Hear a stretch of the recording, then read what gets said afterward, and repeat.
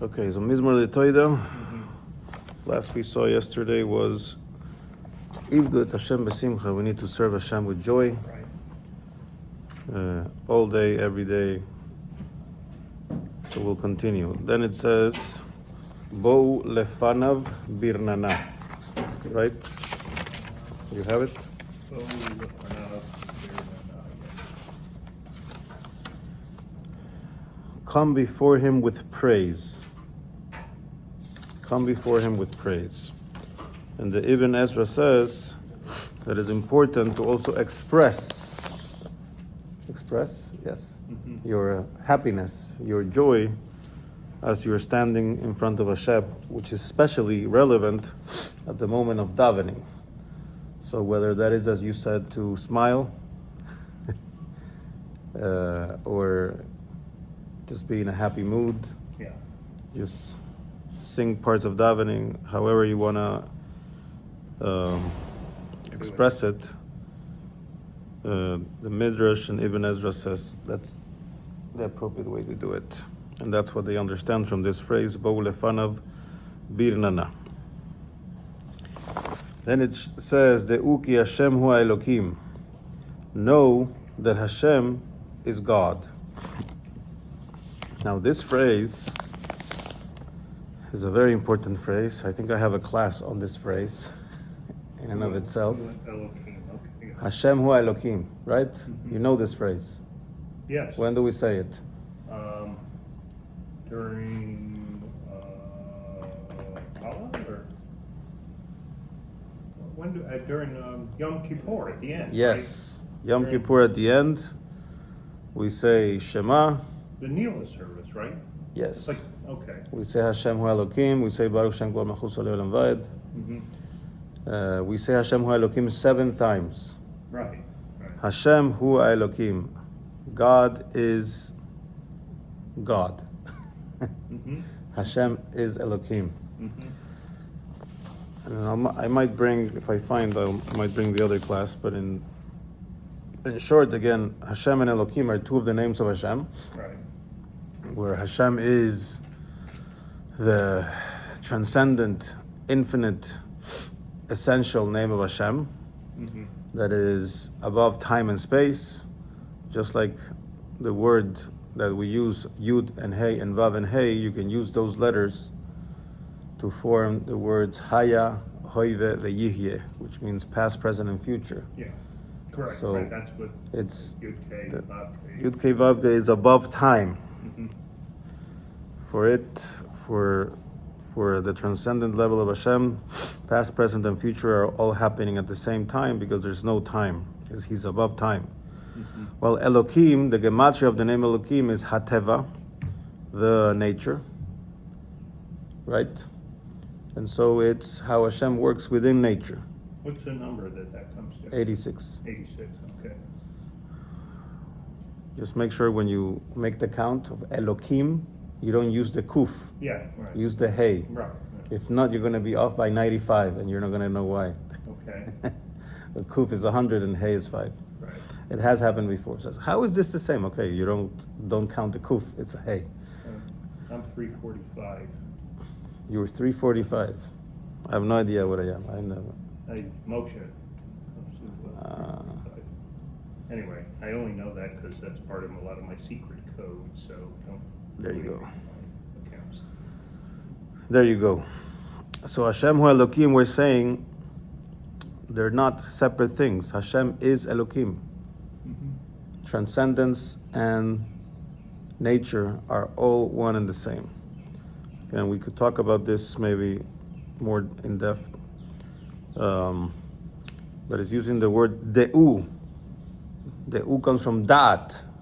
Knowledge. Remember what da'at is? Yeah, the knowledge, understanding. Not only knowledge and understanding.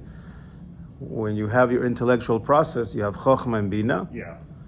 Which is the intellectual process of having an idea and then developing it. And that is how you connect emotionally to that idea so you can implement it. That's where we get Chabad from. That is Correct. To connect what? Knowledge and insight? to connect with the idea. Okay. Right? Mm-hmm. If you can understand something but you don't connect to it, then you won't do it. Mm-hmm. You won't implement it. Right? Yes. The Okay. example always used, you can know exactly what smoke does to your lungs, and then you still smoke. Not good. So you're not connecting to the idea. You know exactly how bad it is for you to eat certain things, and you still go and eat it. All the time. Because you have chokhmah and bina, but you don't have da'at. So it's not telling you to use chokhmah or bina to understand that Hashem is Elokim. It's telling you get to the level of da'at. You need to feel it. It needs to become real. And understand that you can find the infinity of Hashem within nature, within the world. Yeah. Because at the end, we are Hashem's favorite world. No, there are infinite worlds that Hashem created, in the sense that there are infinite spiritual worlds above us. But the whole purpose of all of it is this physical world, where nature is. This is the place where things can happen. As the rabbi says, our cousins are not so nice cousins. Yes. From Ishmael. They want to kill themselves to get upstairs. But upstairs there's nothing to do. The whole action is here. So you could say that you can have Jews in Gan Eden trying to kill themselves to come back here. Because as bad as or as good as it is here, this is where the action is. This is where you can make a difference. This is where you can give Hashem nachas. This is where you can accomplish something. Because this is where there's opposition. Upstairs, we're just like robots. We're just completely not aligned with divinity, and there's no obstacles, and nothing really to accomplish. You don't do mitzvahs in Gan Eden. No, you can't. And so it's all down here. Mm-hmm. You want Hashem, you need Elokim. You needed to do it down here in the physical world. Well, how does that relate to who Elokim? Because Hashem is the transcendent part, and Elokim is nature here in this world. This is where you're going to really find Hashem, by doing Torah, mitzvahs, by going against what your Yetzer Hara wants, by crushing the Yetzer Hara, by doing impressive things, or as they said, I'm going off topic, that's okay. So the dot is the element that prevents you from controls your Yetzer Hara, right? You implement the knowledge and insight into conflict. You can see it that way, but I wouldn't say that controls the Yetzer Hara. I'm saying if you're able to use that to emotionally connect to an idea, so you don't know information, but you are actually able to bring it down into your body, the Yetzer Hara goes out by himself. Mm-hmm. You can't fight that. Mm-hmm. But the Yetzer Hara is fighting hard, so you don't do that. And also that, like they say, you know, the highway between the brain and the heart is very angosto, how you say? Narrow, thank you. Okay. It's a very narrow highway. Mm-hmm. And they say a famous mashal, a famous example. It's a mashal usually used before Rosh Hashanah, but we can talk about it now. There's a guy comes to the king and brings him a whole bunch of beautiful gems and gold and silver and stuff. And he gives it to the king, and he goes, okay, thank you. And he just puts it down. Another guy comes and brings a bird.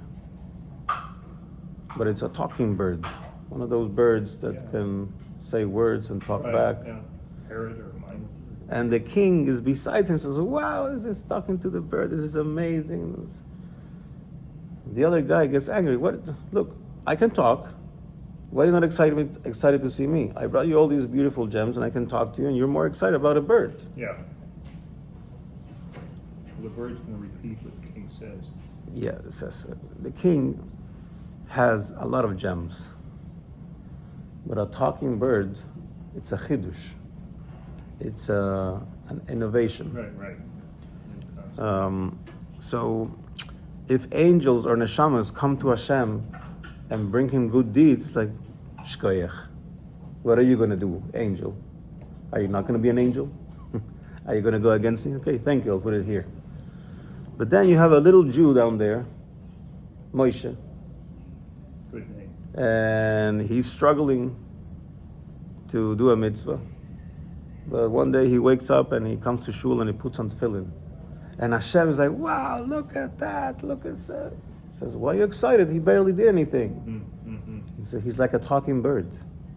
Interesting. It's something that it's against all odds. Anytime we do a mitzvah down here with everything we have around us that is trying to force us not to do it, with everything we could do, and you sit down and you learn Torah, you sit down, you come to shul, you are a talking bird. Tzipor hamedaberet. You're a talking bird. You can only be a talking bird down here. Upstairs is not impressive to do anything good. When Moshiach comes, it's not impressive if you do anything good. But down here, it is impressive to be a talking bird. Interesting. It's similar to something I heard another Chabad rabbi say once. He said that on Yom Kippur, when he would go to the shul and he would see someone who usually doesn't show up and their cell phone would go off, he actually got excited because he knew it was a non-religious person who had now come to the synagogue. Correct. Now, you can't have people that come every week and steal the phone cells, but that's a similar idea. Correct.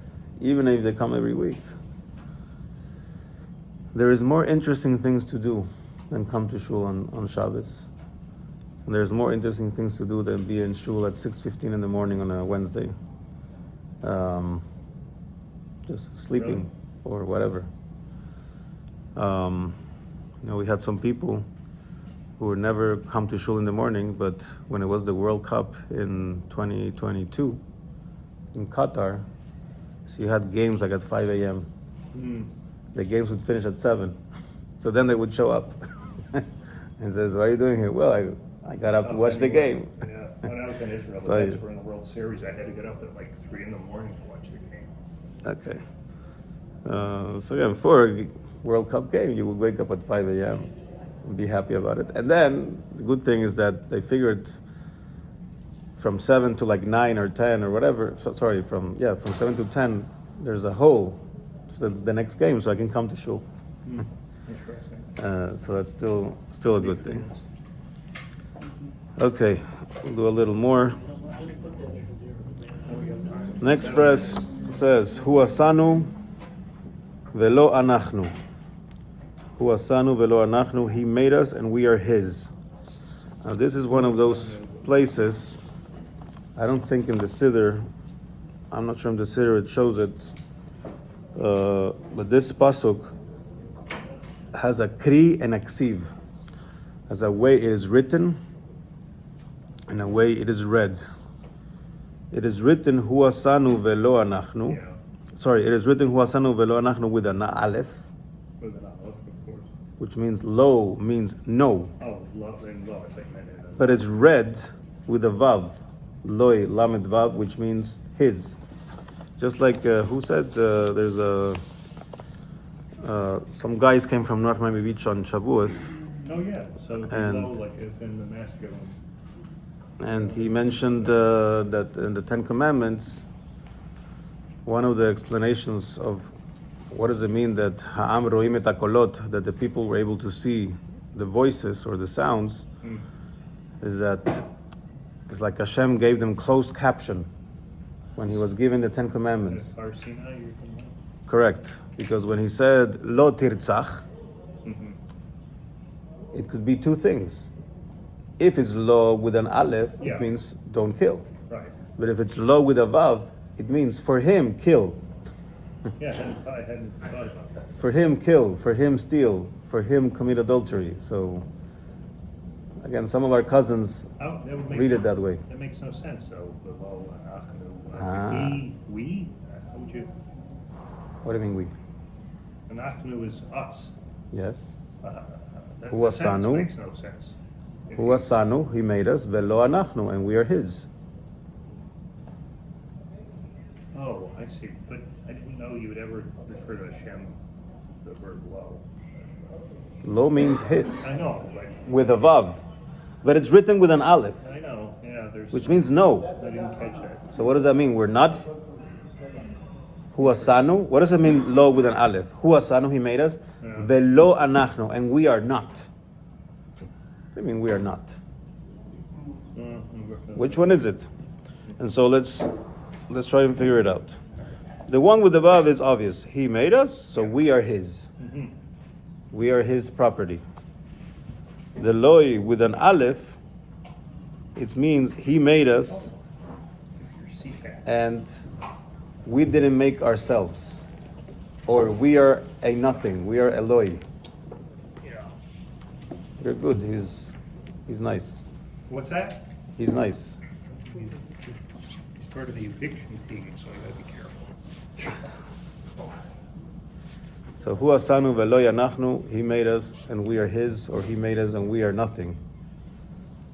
The whole point is we are completely dependent on him. Whether you think we are his or you think we are nothing. Lo yanachnu, we are a no. Let me see how they.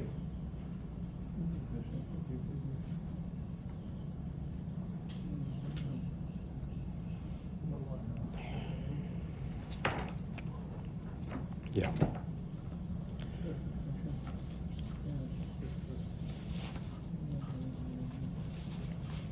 Okay, let's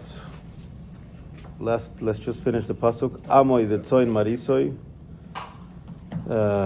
We are also the flock of his pasture. Here it's comparing Hashem to un pastor, no? Shepherd. Yeah. To a shepherd. Yes, a sheep. Because a good shepherd never abandons his flock. So some argue that Hashem created us and then he went on vacation. But this pasuk is saying he made us. We are his. We are nothing. But he is always acting as a shepherd. You believe me, or you're busy with the translation No, there? they sometimes translate it slightly differently. This Uh-huh. one. But same thing. His people and the sheep of his pasture. Correct. Anyways, next week we'll finish the Tehillim and we'll go a bit deeper with Hashem.